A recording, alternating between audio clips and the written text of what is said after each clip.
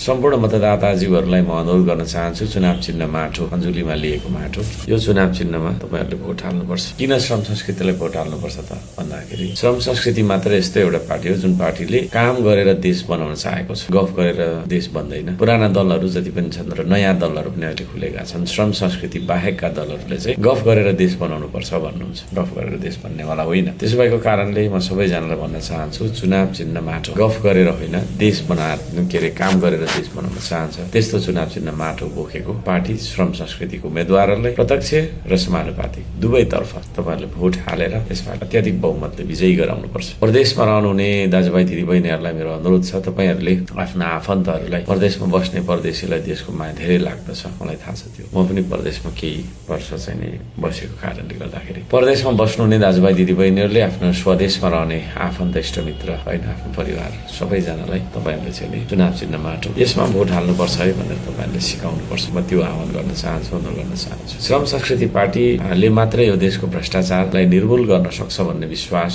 र त्यो प्रतिबद्धता म जाहेर गर्न चाहन्छु। किनभने श्रम संस्कृति मात्रै त्यस्तो एउटा पार्टी हो जुन पार्टीले टिकटको पैसा लिँदैन, उम्मेदवारलाई टिकट दिँदाखेरि पैसा लिँदैन। पुरानो दलहरूले अहिले श्रम संस्कृति बाहेक अरू दलहरूले टिकटमै तपाईको चाहिँ नि 50,000 1 लाख यावत तपाईको चाहिँ नि पैसाहरू लिएको भन्ने कुरा बग्रेलथी हामीले चाहिँ मिडियामा सुनेका छौं, बुझेका छौं। त्यसो भएको कारणले गर्दाखेरि चुनाव चिन्हमा धारक उम्मेदवारहरूलाई तपाईहरुले भोट हाल्नुपर्छ। भ्रष्टाचारको जरा यस्तै कुराहरूबाट चाहिँ नि बिउ भ्रष्टाचारको चाहिँ रोपिन्छ। टिकटमा पैसा लिने, चुनावमा बेसरी खर्च गर्ने, के गर्ने भन्दाखेरि पछि गएर उठाउने, खर्च उठाउने, हार्यो भने बर्बाद भइहाल्यो, जित्यो भने पनि खर्च उठाउने भन्ने किसिमले चाहिँ नि लागेको हुन्छ। मान्छेहरू म यहाँ सबैजनालाई यो भन्न चाहन्छु, अब हामी सबै मिलेर भ्रष्टाचार मुक्त देश बनाउने हो भने, सुशासनयुक्त देश बनाउने हो भने श्रम संस्कृति मात्र यस्तै एउटा स्वदेशी शक्ति हो जुन स्वदेशी शक्तिले विदेशी फन्डिङ लिएको छैन, विदेशी फन्डिङ लिँदैन कुनै पनि कालमा। हामी देख्न सक्छौं विभिन्न भारतीय गाडीहरू प्रयोग भएको, विभिन्न खालका चाहिँ नि ठुलठुला तस्करी गर्ने व्यापारीहरूको चाहिँ नि गाडी प्रयोग भएको भन्ने कुराहरू हामीले देख्छौं। यी कुराहरूले के देखाउँछ भन्दाखेरि मर्निङ सोज द डे भन्ने देखाउँछ। त्यसले गर्दाखेरि विकल्पका रूपमा आउन चाहेका त्यस्ता दलहरू पनि तपाईको चाहिँ नि चोखो छैनन् भन्ने कुरा पुष्टि हुन्छ। त्यसो भएको कारणले गर्दाखेरि